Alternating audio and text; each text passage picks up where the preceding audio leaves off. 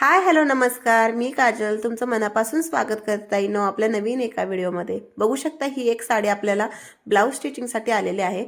आत्ता काय होतंय सध्यामध्ये ब्लाऊज पीसचे जे काठ असतात ते एकाच साईडने काठ दिले असतात, त्यामुळं काय होतं आपल्याला बॅक साईडला काठ आपल्याला लावायला कमी पडतात. तर आता ह्याचा छोटासाच तुकडा राहिला होता, बघू शकताय.